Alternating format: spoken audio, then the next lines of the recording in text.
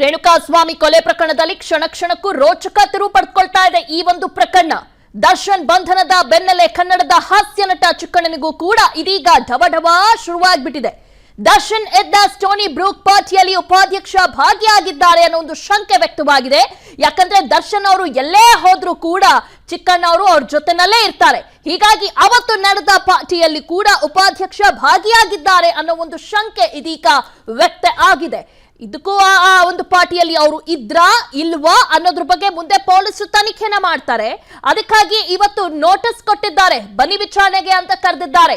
ಹೀಗಾಗಿ ಪೊಲೀಸರು ಸಿದ್ಧತೆ ಮಾಡ್ಕೊಂಡಿದ್ದಾರೆ ಅವ್ರಿಗೂ ನೋಟಿಸ್ ಕೊಟ್ಟು ವಿಚಾರಣೆ ಮಾಡ್ಕೊಳ್ಳೋದಕ್ಕೆ.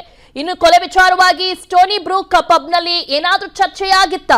ಚಿಕ್ಕಣ್ಣನನ್ನು ಕೂಡ ವಿಚಾರಣೆಗೆ ಕರೆದು ಪೊಲೀಸರು ಮಾಹಿತಿಯನ್ನ ಪಡೆಯಲಿದ್ದಾರೆ. ಇನ್ನು ಈಗಾಗಲೇ ಇದ್ರ ಬಗ್ಗೆ ಚರ್ಚೆ ಕೂಡ ನಡೀತಾ ಇದೆ. ಮೊದಲು ಚಿಕ್ಕಣ್ಣ ಅವ್ರನ್ನ ಕರೆದು ವಿಚಾರಣೆ ಮಾಡ್ಬೇಕಾ ಏನು ಅನ್ನೋದ್ರ ಬಗ್ಗೆ ಇದ್ರ ಬಗ್ಗೆ ಒಂದಷ್ಟು ಚರ್ಚೆಗಳು ನಡೀತಾ ಇದೆ. ಚಿಕ್ಕಣ್ಣನನ್ನ ವಿಚಾರಣೆಗೆ ಕರೆದು ಪೊಲೀಸರು ಮಾಹಿತಿ ಪಡೆಯುವಂತ ಸಾಧ್ಯತೆ ಕೂಡ ಇದೆ. ನೋಟಿಸ್ ಕೊಟ್ಟು ಕರೆಸ್ಬೇಕಾ ಬೇಡವಾ ಅನ್ನೋ ಆಲೋಚನೆಯಲ್ಲಿ ಇದೆ ಕಾಕಿ. ಹಿರಿಯ ಅಧಿಕಾರಿಗಳ ಸಲಹೆ ಪಡೆಯುತ್ತಿದ್ದಾರೆ ಕಾಮಾಕ್ಷಿಪಾಳ್ಯ ಪೊಲೀಸರು. ಯಾಕಂದ್ರೆ ಎಲ್ಲೇ ಹೋದ್ರೂ ಕೂಡ ದರ್ಶನ್ ಜೊತೆ ಚಿಕ್ಕಣ್ಣ ಅವರು ಇದ್ದೇ ಇರ್ತಾರೆ. ಹೀಗಾಗಿ ಆ ದಿನ ಅವರು ಇದ್ರಾ ಇಲ್ವಾ, ಈ ಒಂದು ಮರ್ಡರ್ ಪ್ಲಾನ್ ಬಗ್ಗೆ ಚರ್ಚೆ ಮಾಡಿದ್ರಾ ಇಲ್ವಾ, ಇದೆಲ್ಲದ್ರ ಬಗ್ಗೆನೂ ಕೂಡ ವಿಚಾರಣೆ ಮಾಡ್ತಾರೆ. ಸದಾ ದರ್ಶನ್ ಜೊತೆ ಇರ್ತಿದ್ದ ಕನ್ನಡದ ಹಾಸ್ಯ ನಟ ಚಿಕ್ಕಣ್ಣ ಡಿ ಗ್ಯಾಂಗ್ ಜೊತೆ ಪಾರ್ಟಿಯಲ್ಲಿ ಇದ್ರಂತೆ. ಕಾಮಿಡಿ ಸ್ಟಾರ್ ಸಂಜೆ ವೇಳೆಗೆ ಸ್ವಲ್ಪ ಕೆಲಸ ಇದೆ ಅಂತ ಎದ್ದು ಹೊರಟಿದ್ರಂತೆ ದಚ್ಚು. ಯಾವುದೇ ಕ್ಷಣದಲ್ಲಾದ್ರೂ ಪೊಲೀಸರಿಂದ ನಟನನ್ನ ಸಂಪರ್ಕ ಮಾಡುವಂತ ಎಲ್ಲಾ ಸಾಧ್ಯತೆ ಇದೆ. ಕಾಮಾಕ್ಷಿಪಾಳ್ಯ ಪೊಲೀಸರು ಸಂಪರ್ಕಿಸಬಹುದು ಅನ್ನೋ ಭಯ ಕೂಡ ಅವರಲ್ಲಿ ಇದೆ. ಹೌದು, ಪಾರ್ಟಿಯಲ್ಲೇನೋ ಇದ್ರು, ಆದ್ರೆ ಚಿಕ್ಕಣ್ಣವ್ರಿಗೆ ಈ ಕೊಲೆ ಬಗ್ಗೆ ಅಫ್ಕೋರ್ಸ್ ಗೊತ್ತಿರುತ್ತೋ ಗೊತ್ತಿರಲ್ವೋ ಯಾರಿಗ್ ಗೊತ್ತು. ಜೊತೆನಲ್ಲೇ ಇರ್ತಾರೆ ಅಂದ್ರೆ ಅವ್ರಿಗೆ ಗೊತ್ತಿರುತ್ತಾ? ಹೀಗಾಗಿ ಏನೇ ಆದ್ರೂ ಕೂಡ ಈಗ ಚಿಕ್ಕಣ್ಣ ಅವ್ರಿಗೆ ಒಂದ್ ರೀತಿ ಢವಢವ ಶುರುವಾಗ್ಬಿಟ್ಟಿದೆ.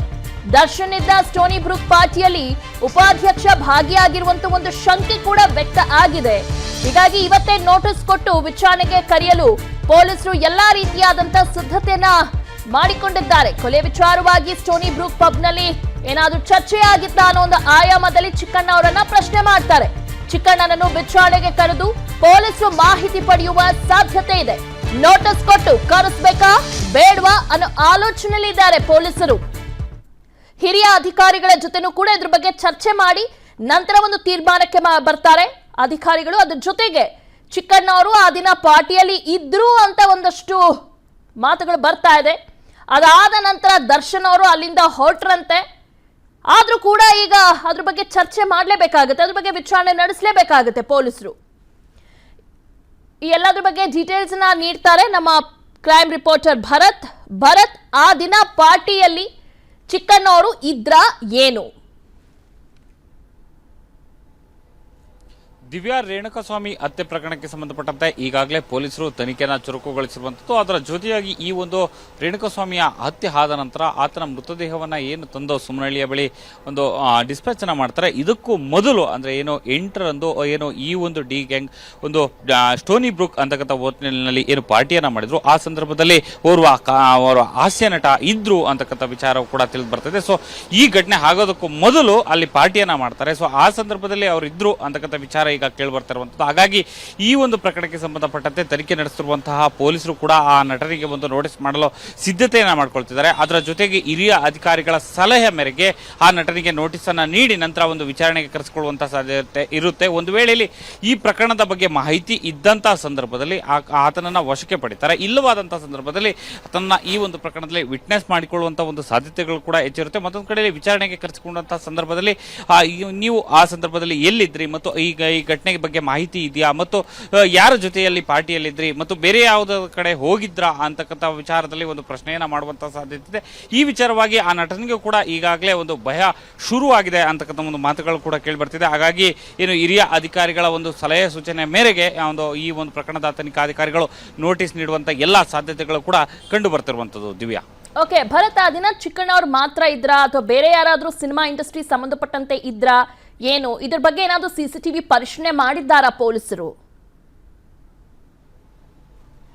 ದಿವ್ಯಾ, ಈ ಘಟನೆಗೆ ಸಂಬಂಧಪಟ್ಟಂತೆ ಈಗಾಗಲೇ ಏನು ಒಂದು ಪ್ರಕರಣ ಆದ ನಂತರ ಪ್ರಾಥಮಿಕವಾಗಿ ಪೊಲೀಸರು ಮೊದಲು ಮಾಡಿರೋ ಕೆಲಸ ಅಂದ್ರೆ ಏನು CCTV ಇರ್ಬೋದು ಅಥವಾ ಟವರ್ ಡಂಪ್ ಇರ್ಬೋದು ಮತ್ತು CDR ಅಂದ್ರೆ ಈ ಒಂದು ಪ್ರಕರಣದಲ್ಲಿ ಆರೋಪಿಗಳೇನಿದ್ದಾರೆ ಇವರ ಚಲನವಲನದ ಬಗ್ಗೆ ಒಂದು CCTVಯನ್ನು ಕಲೆ ಹಾಕ್ತಾರೆ. ಸೊ ಹಾಗಾಗಿ ಸ್ಟೋನಿ ಬ್ರೋಕ್ ಹೋಟೆಲ್ಗೆ ಸಂಬಂಧಪಟ್ಟಂತೆ ಅಲ್ಲಿನ ಇರತಕ್ಕಂತಹ CCTVಗಳನ್ನು ಕೂಡ ಈಗಾಗಲೇ ಪೊಲೀಸರು ಕಲೆ ಹಾಕಿರುವಂಥದ್ದು. ಜೊತೆಗೆ ಅಲ್ಲಿರ್ತಕ್ಕಂತಹ CDRಗಳು ಅಂದ್ರೆ ಈ ಒಂದು ಕೃತ್ಯಕ್ಕೆ ನಡೆದಂತ ಕೃತ್ಯದಲ್ಲಿ ಭಾಗಿಯಾದಂತಹ ಆರೋಪಿಗಳೇನಿದ್ರು ಸೊ ಆ ಸಂದರ್ಭದಲ್ಲಿ ಅಲ್ಲಿರ್ತಕ್ಕಂತಹ ಟವರ್ ಡಂಪ್ ಮತ್ತು ಅವರ ನಡುವೆ ಯಾವುದಾದ್ರೂ ಸಂಭಾಷಣೆ ನಡೆದಿತ್ತಾ ಮತ್ತು ಅವರು ಎಷ್ಟರಿಂದ ಎಷ್ಟು ಸಮಯದೊಳಗೆ ಇದ್ರು ಅಂತಕ್ಕಂಥ ನಿಟ್ಟಿನಲ್ಲಿ ಈಗಾಗಲೇ CCTVಗಳನ್ನು ಕೂಡ ಪರಿಶೀಲನೆ ನಡೆಸ್ತಾ ಇರುವಂತದ್ದು. Divya, okay Bharat, thank you ತಮ್ಮೆಲ್ಲ ಡೀಟೇಲ್ಸ್ಗಾಗಿ. ಅನುಕ್ಷಣದ ಸುದ್ದಿಗಳಿಗಾಗಿ Vistara news YouTube channel subscribe ಮಾಡಿ. ಹೊಸ ಸುದ್ದಿಗಳ ನೋಟಿಫಿಕೇಶನ್ಗಾಗಿ ಬೆಲ್ ಐಕಾನ್ ಕ್ಲಿಕ್ ಮಾಡಿ. ಲೇಟೆಸ್ಟ್ ಅಪ್ಡೇಟ್ಸ್ಗಾಗಿ www.vistaranews.com ವೆಬ್ಸೈಟ್ಗೆ ವಿಸಿಟ್ ಮಾಡಿ. ಅಂಗೈಯಲ್ಲೇ ಜಗತ್ತಿನ ಸುದ್ದಿ ತಿಳಿಯಲು Vistara news Kannada app download ಮಾಡಿ.